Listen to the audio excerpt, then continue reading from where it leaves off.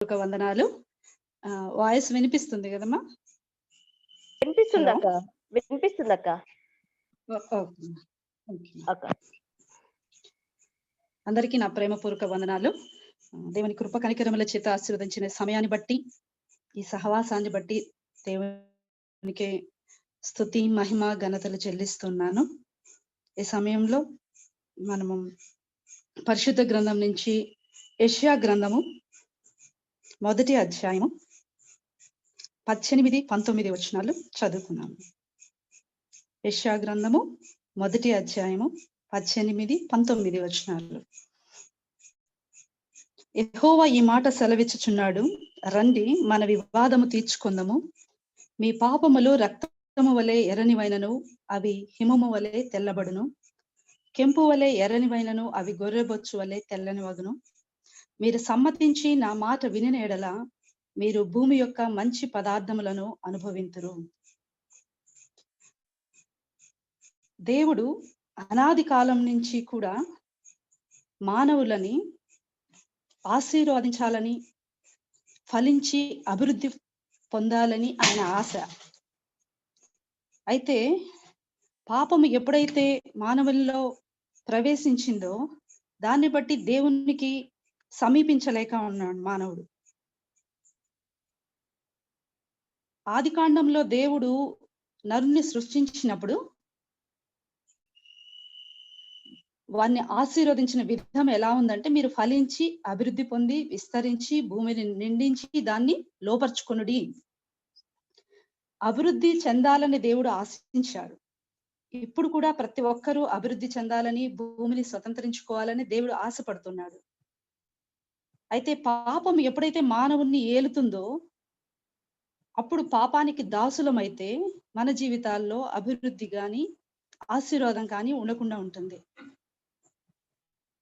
దేవుని సంకల్పాన్ని నుంచి మానవుడు దూరంగా తొలగిపోతున్నప్పుడు దేవుడు ఈ విధంగా, రండి మన వివాదం తీర్చుకుందాము.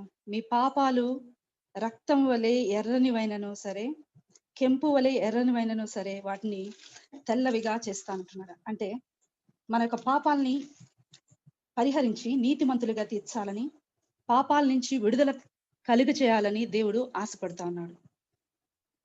మరి ఒకవేళ మనం దగ్గర ఏదైనా ఒక వస్తువు ఉంటే అది మనం ఇతరులకి ఇవ్వాలి అని అంటే దాని మీద మనకి అధికారం ఉండాలి. మన పాపాలను నుంచి మనకు విడుదల చేయాలన్నా, మన పాపాలని కడగాలన్నా దాని మీద అధికారం కలిగిన వాళ్ళు మాత్రమే ఆ కార్యాన్ని చేయగలుగుతారు. దేవునికి పాపములు క్షమించే అధికారం ఉంది. మత్తయి సువార్త 9వ అధ్యాయము 6వ వచనంలో మనం చూసినప్పుడు, ఆయనను పాపములు క్షమించుటకు భూమి మీద మనుష్య కుమారునికి అధికారము కలదని మీరు తెలుసుకొనవలెను. పాపముల మీద అధికారము కలిగినటువంటి దేవుడు, తండ్రి, కుమార, పరిశుద్ధాత్మ దేవుడు, మీ పాపములు ఏ స్థితిలో ఉన్నా, ఎటువంటి ఘోరమైనవైనా, ఏ రకమైనా సరే, మీరు నా దగ్గరికి వస్తే మీ పాపాల నుంచి విడుదల దయచేసి మీకు నీతిమంతులుగా తీరుస్తాను. అంత మాత్రమే కాదు కానీ 18వ వచనంలో, మీరు సమ్మతించి నా మాట వినిన ఎడల మీరు భూమి యొక్క మంచి పదార్థాలను అనుభవిస్తారు. సమ్మతించి నా మాట వినిన ఎడల, దేవుడు ఏ మాటలు మనకి అంటే, ఇక్కడ ఏ మాటలు వింటే మనము భూమి యొక్క మంచి పదార్థాలని అనుభవించగలుగుతాం. నా మాటలు, దేవుని మాటలు, దేవుని గురించిన మాటలు వినిన ఎడల. ఇదే యెషయా గ్రంథంలో ఒక 3 మాటలు ఇక్కడ గుర్తుంచుకుందామండి. 16వ వచనంలో 15 చివరి భాగంలో, మిమ్మల్ని కడుగుకొనుడి, శుద్ధి చేసుకొనుడి. మిమ్మల్ని కడుక్కోండి, శుద్ధి చేసుకోండి. ఇది ఒక విషయము. అలాగే కీడు చేయట మానుడి, 17వ వచనంలో, కీడు చేయట మానుడి, మేలు చేయ నేర్చుకొనుడి.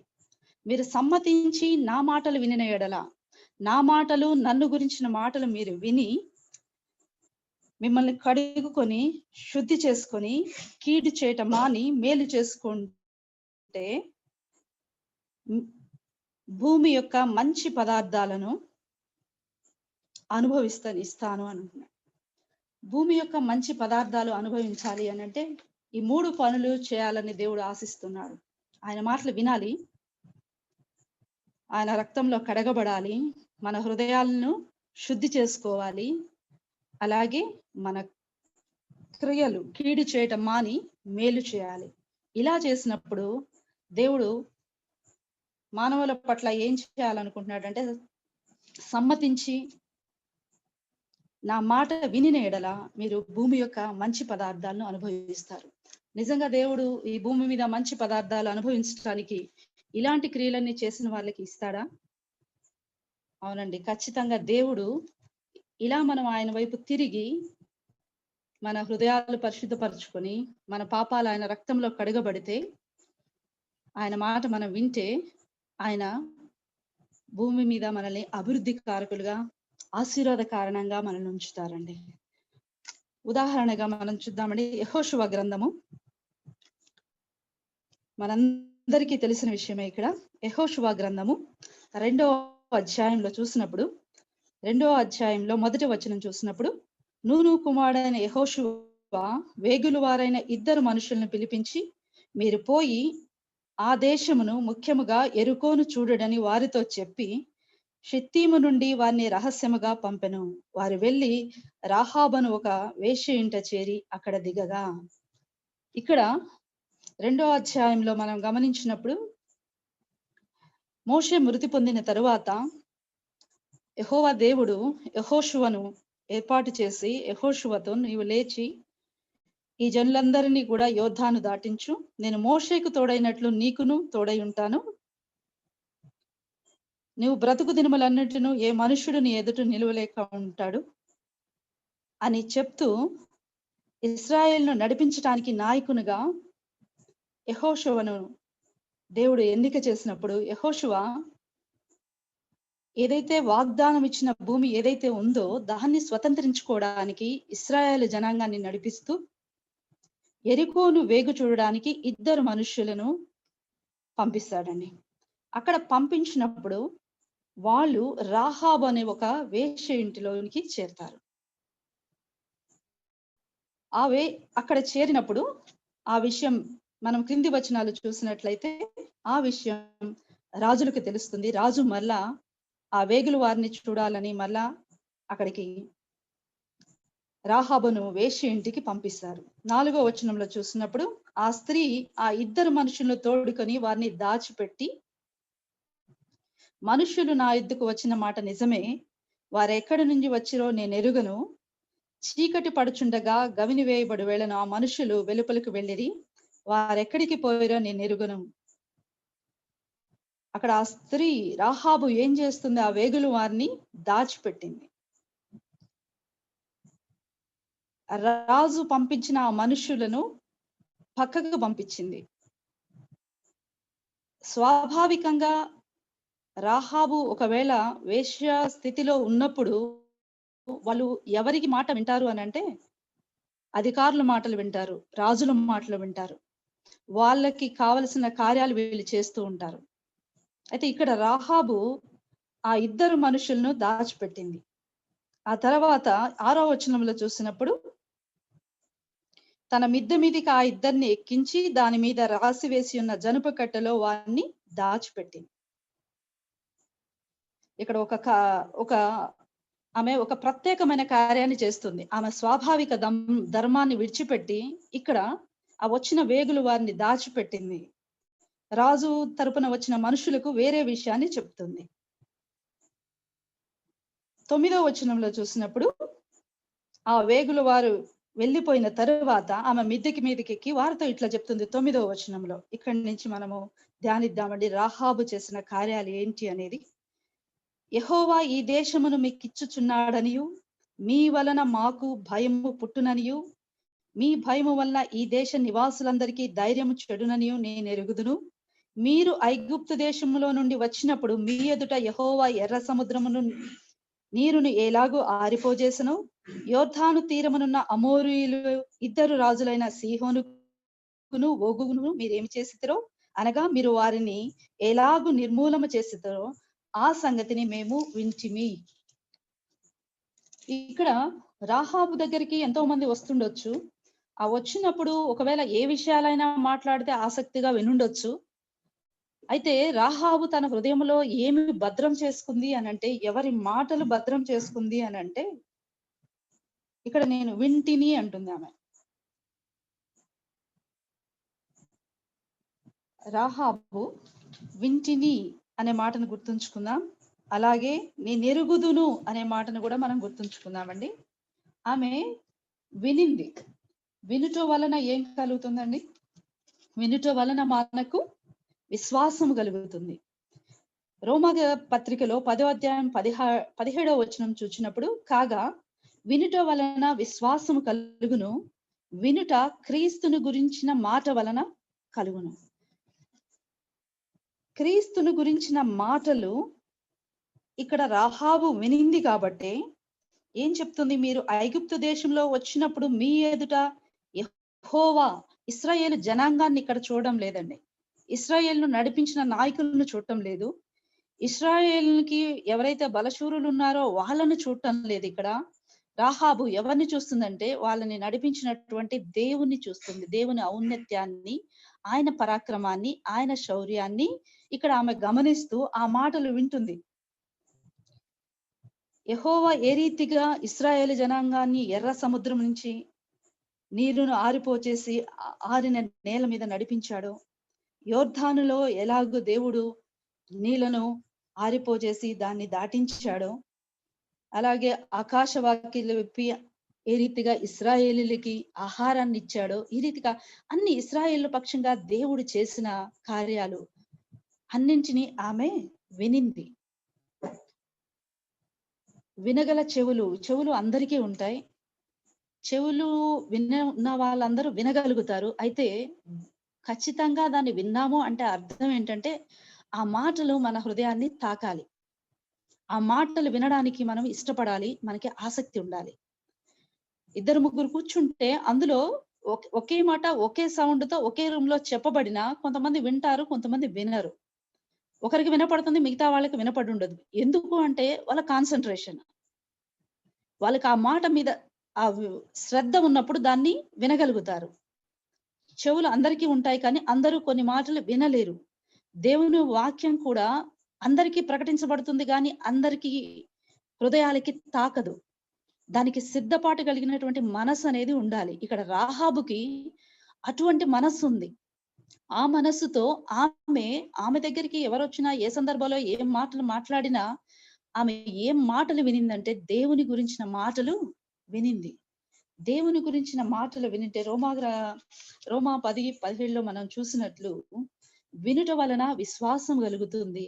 ఆ వినడం ఎవరి మాటల గురించి వినాలి అంటే, క్రీస్తుని గురించిన మాటలు, దేవుని గురించిన మాటలు. దేవుని గురించిన మాటలను విని ఆమె వాటిని భద్రం చేసుకుంది. ఆ సంగతిని మేము వింటిమి. ఇక్కడ చాలా మంది విన్నారు. ఎరుకో పట్టణము, ఎరుకో అనగానే పాపానికి గుర్తుగా ఉంటుంది, శపితమైన దానికి గుర్తుగా ఉంది. అక్కడ ఉన్న ప్రజలందరికీ ఒకవేళ ఈ మాటలు వినపడి ఉండొచ్చు. మేము వింటిమి, మేమందరం విన్నాము అని చెప్తుందండి ఇక్కడ. వినడం వల్ల ఆమెకి దేవుని మాటల గురించి విన్నప్పుడు ఆమెకి విశ్వాసం కలుగుతుంది. ఏం మాటలు?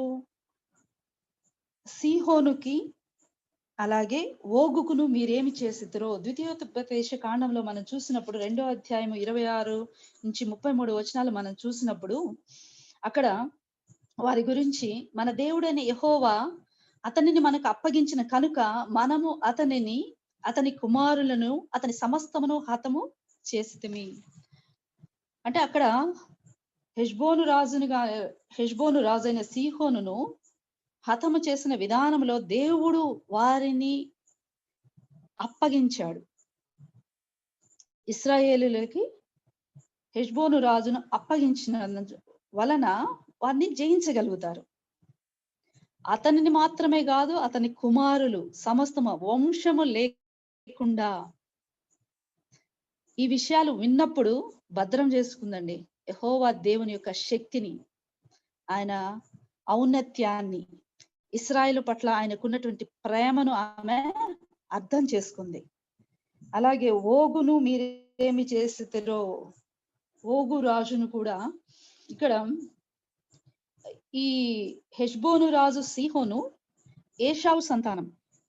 ఏషావు కూడా దేవుడు ఇచ్చినటువంటి జ్యేష్ఠత్వాన్ని విసర్జించిన వాడు. జ్యేష్ఠత్వం అది మనం సంపాదించుకునేది కాదు, అది దేవుని వలన కలిగేది. అయితే త్రోసిపుస్తాడు ఏషావు. ఆ ఏషావుకి ఈ షేయూరి మన్యాన్ని ఇస్తే ఆ తర్వాత వాళ్ళ వంశస్థుల దగ్గర కూడా మేము ఆ మార్గంలోనే వెళ్తాం, లోపల ఏ రాజు దేనిలోనికి మేము ప్రవేశించము, మాకు కావాల్సిన ఆహారం మేమే కొంటాము అని అడిగినప్పటికీ కూడా వాళ్ళు దాన్ని నిరాకరిస్తారు ఇశ్రాయేలుకి. అయితే దేవుడు ఆశ్చర్యంగా సీహోనును ఇశ్రాయేలుకి అప్పగిస్తాడు. అలాగే ఓగును కూడా అదే అధ్యాయంలో మనం చూసినప్పుడు బాషాను రాజైన ఓగును అతని సమస్త జనమును మన చేతికి అప్పగించను, అతనికి శేషమేమియూ లేకుండా అంటే పూర్తిగా అతని వంశం తరాలు ఇంకేమీ లేకుండా దేవుడు అలాగా అప్పగిస్తున్నాడండి. ఈ మాటలు విన్నప్పుడు వాటిని ఆమె భద్రం చేసుకుంది. ఇశ్రాయేలు పక్షంగా దేవుడు చేసినటువంటి ఆశ్చర్య కార్యాలు, అద్భుత కార్యాలు, ఆయన ప్రేమని ఆమె అర్థం చేసుకొని వాటిని హృదయంలో భద్రపరుచుకుంది. అంటే ఆ మాటలు వినడానికి ఆమె ఆశపడింది, ఆ మాటల్ని ఆమె హృదయంలో భద్రం చేసుకుందండి. ఆ వినుట వలన ఆమెకి ఏం కలిగిందంటే అక్కడ విశ్వాసము కలిగింది. ఇశ్రాయేలు దేవుడైనటువంటి యెహోవా మీద ఆమెకి విశ్వాసము కలిగింది. అలాగే యెహోవా 9వ వచనంలో చూసినప్పుడు యెహోవా ఈ దేశమును మీకు ఇచ్చుచున్నాడనియు, మీ వలన మాకు భయం పుట్టుననియు, మీ వలన ఈ దేశ నివాసులందరికీ ధైర్యము చెడుననియు నేనెరుగుదును. ఇక్కడ ఏమంటుందంటే మేము విన్నాము, అయితే ఇక్కడ రెండో మాటలో ఏం చెప్తుందంటే నేను ఎరుగుదును అంటుంది. ఏం ఎరుగుతుంది అక్కడ ఆమె? మీ వలన మాకు భయం పుట్టునని ఎరుగుతుంది. భయం పుడుతుంది, ధైర్యము చెడిపోతుందని నేను ఎరుగుతున్నాను అని అంటుంది. అదే యెహోషువ గ్రంథము 7వ అధ్యాయము 5వ అధ్యాయము 1వ వచనం చూసినప్పుడు అక్కడ 1వ వచనంలో వారు దాటుచుండగా ఇశ్రాయేలు ఎదుట నుండి యెహోవా యోర్దాను నీళ్ళని ఎండ చేసిన సంగతి యోర్దానుకు పడమటి దిక్కునున్న అమోరీయుల రాజులందరూ సముద్రమునొద్దనున్న కనానీయుల రాజులందరూ వినినప్పుడు వారి గుండెలు చెదిరిపోయెను. ఇశ్రాయేలుల భయము చేత వారికి ఇక ధైర్యం ఏమయు లేకపోయెను. ఈమెకు ఇక్కడ తెలియజేస్తుంది మీ వలన భయం పుట్టుననియు. ఎవరికి?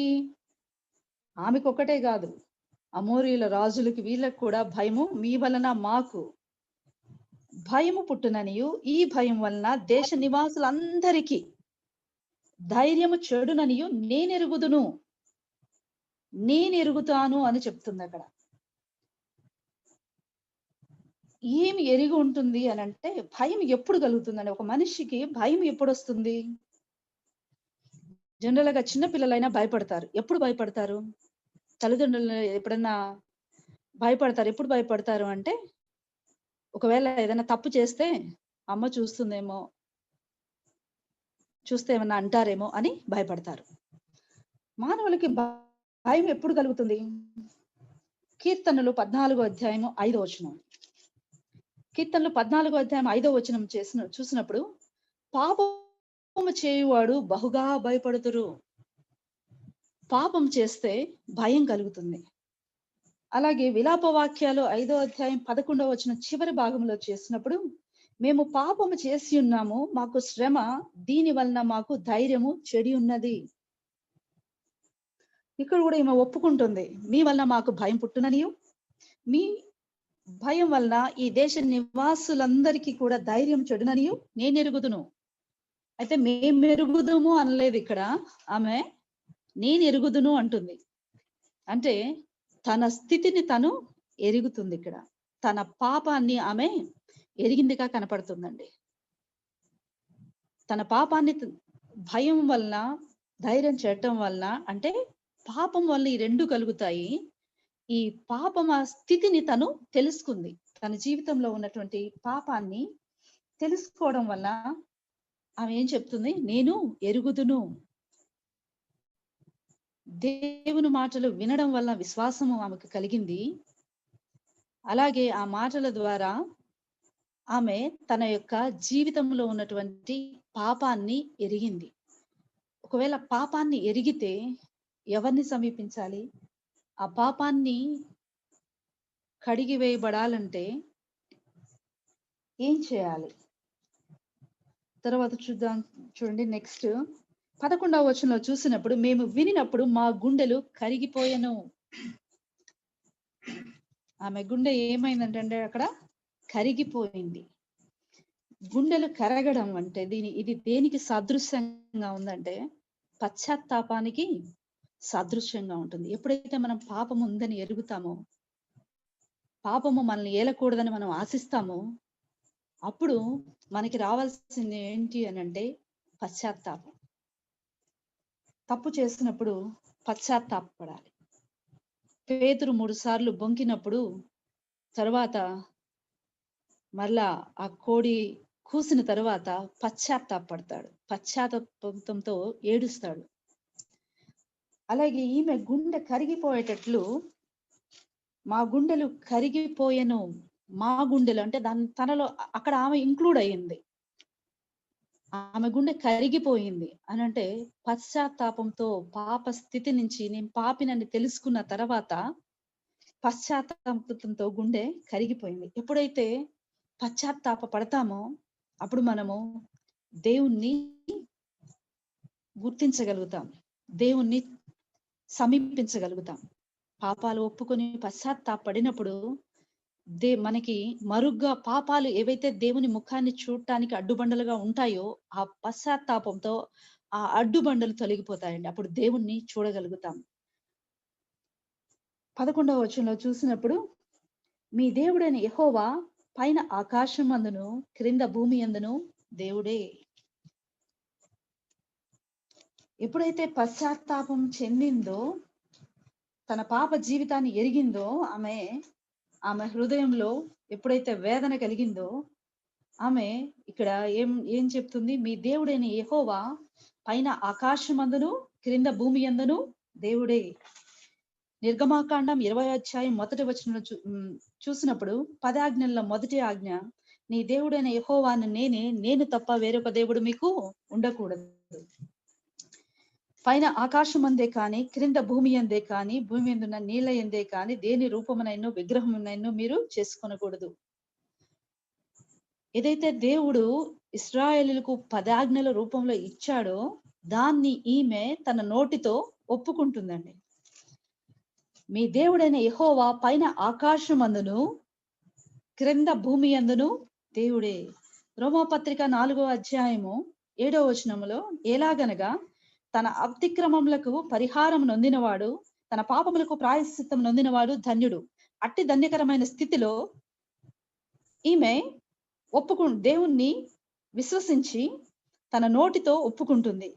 రోమా పత్రిక 10వ అధ్యాయం 9వ వచనం చూసినప్పుడు, అదేమనగా యేసు ప్రభు అని నీ నోటితో ఒప్పుకొని దేవుడు మృతుల్లో నుండి ఆయన లేపనని నీ హృదయం మందు విశ్వసించిన ఎడల నీవు రక్షింపబడదు. ఇది నూతన బంధన గ్రంథంలో రాయించబడింది. పాత నిబంధన కాలంలో దేవుడు నిర్గమాకాండంలో రాయించినటువంటి 20వ అధ్యాయం 1వ వచనం ప్రకారం ఆమె తన నోటితో దేవుణ్ణి ఒప్పుకుంటుంది, దేవుణ్ణి తెలుసుకుంటుంది.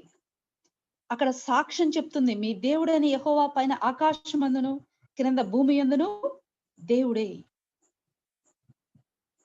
రక్షణ కలగాలి అని అంటే దేవుడని నోటితో ఒప్పుకోవాలి. ఇక్కడ ఆమె తన తెలియజేయపరుస్తుంది, మీ దేవుడని యెహోవా పైన ఆకాశమందును క్రింద భూమి యందును దేవుడే. తన నోటితో ఒప్పుకోవడం ద్వారా రక్షణకు ఆమె పాత్రురాలవుతుందండి. ఇక్కడ దేవుని మాటలు వినింది, తన పాప స్థితిని గుర్తెరిగింది, నేను ఎరుగుదును అంటుంది. ఆ తర్వాత పశ్చాత్తాపడింది, నోటితో దేవుడని ఒప్పుకొనడం వల్ల రక్షించబడింది. ఈ రక్షించబడడానికి నీతి కలుగునట్టు మనుషుడు హృదయంలో విశ్వసిస్తాడు, రక్షణ కలుగునట్టు నోటితో ఒప్పుకొను. అదే రోమా పత్రికలో 11వ వచనంలో ఉంది, నీతి కలుగునట్లు మనుషుడు హృదయములో విశ్వసించను, రక్షణ కలుగునట్లు నోటితో ఒప్పుకొను. అప్పటి వరకు పాపంతో ఉంటే నోటితో ఒప్పుకున్నప్పుడు పాపుల్ని దేవుడు నీతిమంతులుగా తీరుస్తున్నారు. రక్షణ ద్వారా పాపులను నీతిమంతులుగా తీర్చబడతారు. ఎప్పుడైతే దేవుణ్ణి ఎరిగి ఉంటామో, దేవుని రక్షణను మనము పొందుతామో, ఆ రక్షణ పొందిన తరువాత నూతన పరచబడాలండి. నూతన పరచబడితే హృదయం శుద్ధి చేసుకొని స్తబ్దంగా ఉండడం మాత్రం కాదు, కానీ అక్కడ క్రియలు జరగాలి. క్రియలు లేని విశ్వాసము మృతం అవుతుంది. 12వ వచనంలో, నేను మీకు ఉపకారము చేసి తిని, ఆమె ఉపకారం చేసింది. వేగుల వారిని రాజు పంపించినటువంటి వారికి అప్పగించకుండా ఆమె వారిని దాచిపెట్టింది. ఆమె స్వాభావికమైన ధర్మాన్ని విడిచిపెట్టి ఒక నూతన కార్యాన్ని చేసింది. కీడు చేసే విధానాన్ని వదిలిపెట్టి మేలు చేసింది. దేవుణ్ణి విశ్వసించడం ద్వారా, ఆయన్ని ఎరగడం ద్వారా ఆమె క్రియలు నూతన పరచబడి ఆమె ఉపకారం చేసిందని. ఎప్పుడైతే విశ్వసిస్తామో, క్రియలు లేని విశ్వాసము మృతంగా చెప్పబడుతుంది. మృతమైన దానిలో నుంచి అభివృద్ధి, ఫలితము అనేది కనపడదు. మొక్క సజీవంగా ఉంటే దాని ద్వారా ఆకులు, పండ్లు, పూలు, ఈ అభివృద్ధి మనకి వస్తుంది. అదే ఆ మొక్కని పీకి పక్కన వేస్తే దానిలో మనకి ఇంకా అభివృద్ధి ఏమి కనపడదు. విశ్వసించబడిన తర్వాత, రక్షించబడిన తరువాత క్రియలు మారకపోతే, క్రియలు లేని విశ్వాసము మృతం అవుతుంది. అబ్రహాము దేవుని నమ్మాడు, అది అతనికి నీతిగా ఎంచబడింది. అయితే అబ్రహాము అంటే అబ్రహాము దేవుడు చెప్పిన ప్రతి మాటను విని ఆ క్రియను జరిగించాడు. ఆదికాండం 12వ అధ్యాయం 1వ వచనమును, నువ్వు లేచి నీ దేశము నుండి, నీ బంధువుల నుంచి బయలుదేరమన్నప్పుడు అబ్రహాం అక్కడి నుంచి తన భార్యను తీసుకొని, లోతును తీసుకొని బయలుదేరతాడండి. అలాగే ఇస్సాకును బలిగా అర్పించమన్నప్పుడు ఇస్సాకును బలిగా ఇవ్వడానికి సిద్ధపడతాడు. నోవాహు నీతిమంతునిగా తీర్చబడ్డాడు. దేన్ని బట్టి? దేవుని మాటలు వినిన విధానాన్ని బట్టి. నువ్వు ఓడను ఈ క్రమంలో ఏర్పాటు చేసుకోమన్నప్పుడు నోవాహు అట్లు చేశాను అని కనపడుతుంది మనకి. దేవుడు ఏదైతే సెలవిస్తాడో దాని ప్రకారము నోవాహు చేస్తాడు. ఎప్పుడైతే దేవుని మాటలు విని ఆయన చెప్పిన మాటలు చేయడము అనంటే, చేస్తాను అనేది దేన్ని సూచిస్తుందంటే క్రియల్ని సూచిస్తుంది. దేవుని చేత రక్షించబడిన తరువాత ఈమె ఎప్పుడైతే దేవుని నోటితో ఒప్పుకుంటుందో, ఆమె గుర్తు చేసుకుని, నేను మీకు ఉపకారం చేసి, ఆమె క్రియలు మార్చబడినాయి. తన స్వాభావికమైన ధర్మాన్ని విడిచిపెట్టి ఆ ఉద్దేశంతోనే ఆమె వేగుల వారిని దాచిపెట్టింది. ఆ క్రియలు మార్చబడిన తర్వాత దేవునిలో మనకి ఒక నిరీక్షణ రావాలండి.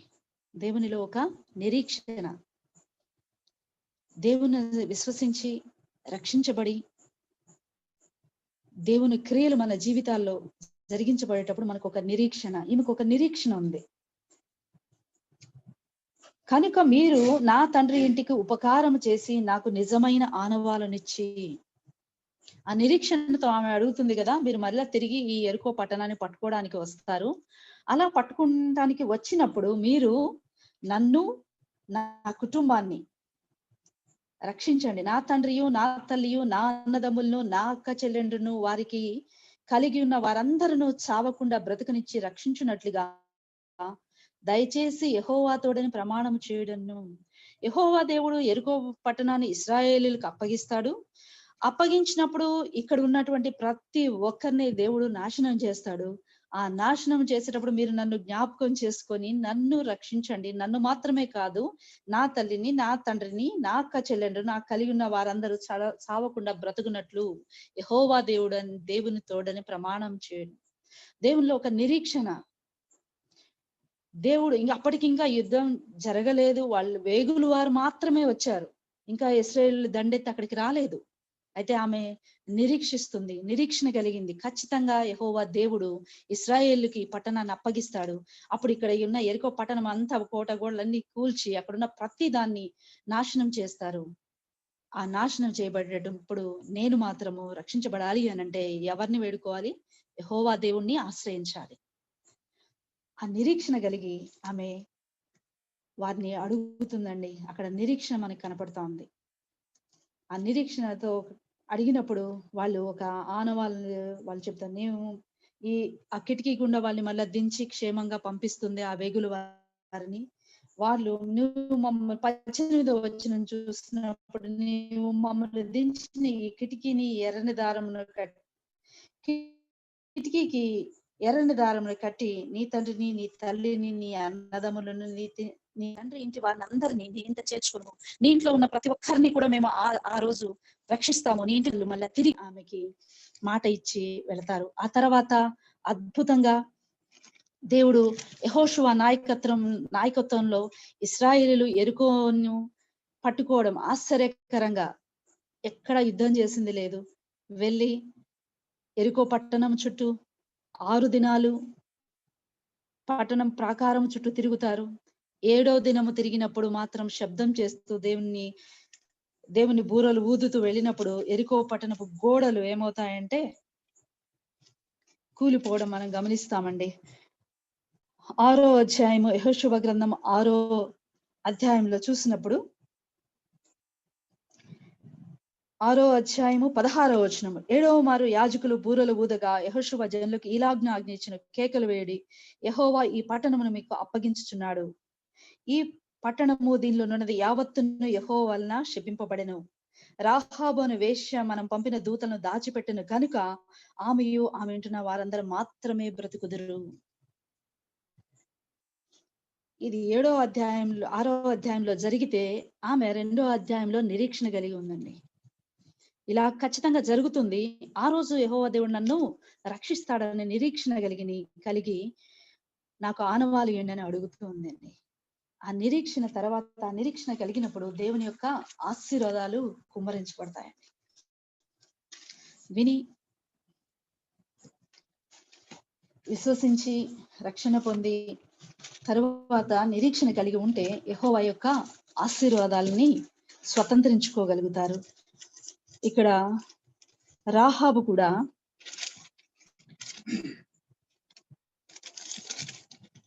ఆ యొక్క ఆశీర్వాదాన్ని స్వతంత్రించుకుందండి. 6వ అధ్యాయం 25వ వచనం చూసినప్పుడు, రాహాబును వేశ్య యెరికోను వేగుచుచ్చుటకు యెహోషువ పంపిన దూతలను దాచిపెట్టి ఉండని కనుక అతడు ఆమెను, ఆమె తండ్రి ఇంటి వారిని, ఆమెను కలిగిన వారిని అందరినీ బ్రతకనించును.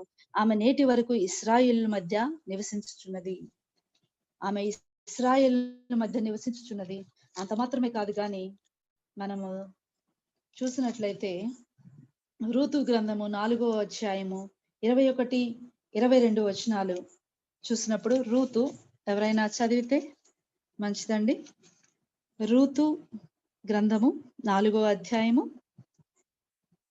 20, 21 వచనం. షల్మాను బోయేజును కనిగెను, బోయేజు ఓబేదును కనెను, ఓబేదు యెషయిని కనెను, యెషయి దావీదును కనెను.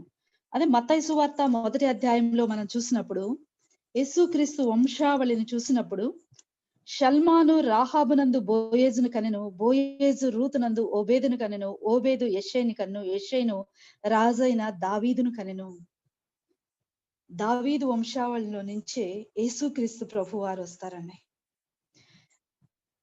ఏ రీతిగా భూమి మీద మంచి పదార్థాలు అనుభవించడానికి ఆశీర్వదిస్తాడు దేవుడు. ఇక్కడ రాహాబు ఆశీర్వదించబడి తరతరాలకి దీవెనలు పొంది, ఎక్కడ స్త్రీల గురించి యేసుక్రీస్తు యొక్క వంశావళిలో స్త్రీలలో బహు తక్కువ మంది ఉన్నారు. అందులో రాహాబును ప్రత్యేకంగా దేవుడు రాయించడానికి ఇష్టపడ్డాడండి. తామారు నందు పెరసును కనెను అనేది మనం చూస్తున్నాం. నెక్స్ట్ షల్మాను రాహాబునందు బోయేజును కనెను, రూతునందు ఓబేదును కనెను, చివరికి వచ్చినప్పుడు మరియా భర్త అయిన యోసేపును కనెను. వీరి పేర్లు మాత్రమే యేసుక్రీస్తు యొక్క వంశావళిలో లిఖించబడినాయి. ఎంత ఆశీర్వాదకరంగా రాహాబు జీవితం యేసుక్రీస్తు వంశావళిలో లిఖించబడింది. అబ్రహామును ఆశీర్వదించిన దేవుడు భూమి యొక్క సమస్త వంశావళులు నీదు ఆశీర్వదించబడినని అబ్రాహాముతో సెలవించిన దేవుడు ఇక్కడ రాహాబును యేసుక్రీస్తు యొక్క వంశావళిలో లిఖించబడడానికి ఆమెను ప్రత్యేకించినాడండి. దేవునితో ఇశ్రాయేలులతో సహవాసం చెంది ఇశ్రాయేలును వివాహం చేసుకొని షల్మాను నందు బోయేజునిగా నేను దావీదుకు గ్రాండ్ మదర్ గా ఉందండి. ఆమె రాహాబు యొక్క జీవితంలో ఆమె చేసిన కార్యాలు యేసుక్రీస్తుని గురించిన, యెహోవా దేవుని గురించిన మాటలు వినడము, పాపాల్ని ఎరగడము, పశ్చాత్తాపం చెందడము, దేవుడని ఒప్పుకోవడము, తద్వారా రక్షించబడము, తన క్రియలు మార్చుకోవడము, నిరీక్షణ కలిగి యెహోవా ఇచ్చే ఆశీర్వాదాలు పొందడం. మీరు సమ్మతించి నా మాటలు వినిన యెడల మీరు భూమి యొక్క మంచి పదార్థాలు అనుభవిస్తారు. దేవుడు ఇచ్చినటువంటి వాగ్దానాన్ని ఇక్కడ రాహాబు విషయంలో మనము నెరవేరినట్లు చూస్తామండి. రాహాబు దేవుని గురించినటువంటి మాటలు విని ఆయన శౌర్య పరాక్రమాలను, ఆయన బాహు బలాన్ని గుర్తెరిగి ఆయనకు అసాధ్యమైంది ఏదీ లేదని రూఢిగా నమ్మి భయపడి వేదన పడి మనస్సులో ధైర్యం చెడి గుండెలు కరిగిపోయేటట్టు పశ్చాత్తాపడి హృదయాన్ని మార్చుకొని ఆయన విశ్వసించి ఆయనే దేవుడని నోటితో ఒప్పుకొని కీడు చేయడం మాని మేలు చేయడం నేర్చుకొని విశ్వాసాన్ని బట్టి రక్షించబడి తను మాత్రమే కాదు గాని తన కుటుంబం వారందరినీ, తన అక్క చెల్లెలను అందరినీ కూడా రక్షించుకోవడం మాత్రమే కాదు గాని యేసుక్రీస్తు వంశావళిలో ఆమె పేరును చేర్చుకున్నటువంటి గొప్ప స్త్రీగా మనము గమనించగలుగుతామండి.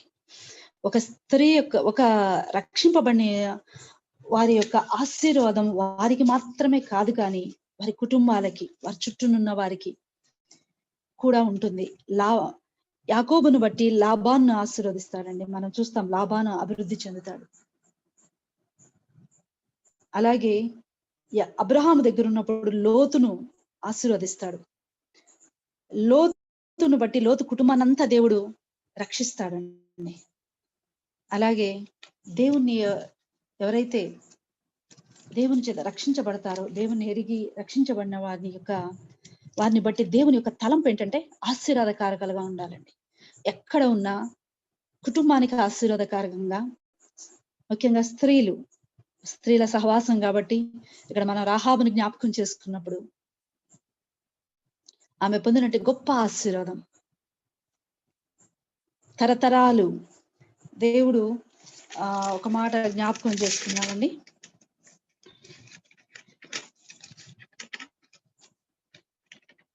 నిర్గమకాండము 20:6 నన్ను ప్రేమించి నా ఆజ్ఞలు గైకొను వారిని 1000 తరముల పర్యంతము కరుణించువాడనై ఉన్నాను. 1000 తరాల వరకు కరుణించే దేవుడుగా ఉంటున్నారు.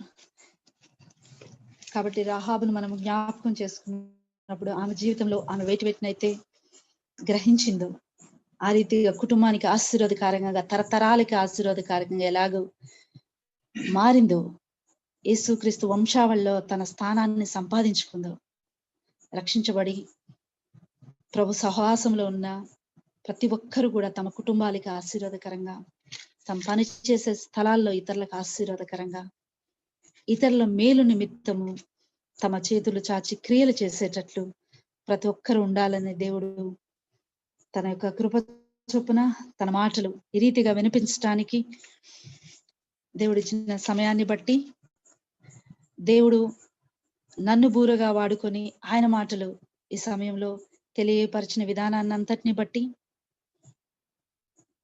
ప్రభు అయిన యేసుక్రీస్తుకు, దేవునికి నా యొక్క సంపూర్ణమైన కృతజ్ఞతలు చెల్లించుకుంటూ ఈ సహవాసంలో ఈ రీతిగా మాట్లాడడానికి అవకాశం కల్పించినటువంటి సంఘ కాపరి గారికి, సంఘస్థులకు, చేరి వచ్చిన సహోదరులకు, మరి ముఖ్యంగా మేరీ మంజుల సిస్టర్‌కి ఈ అవకాశం ఇచ్చినందుకు అందరికీ కూడా నా హృదయపూర్వక ధన్యవాదాలు తెలియజేసుకుంటున్నాను.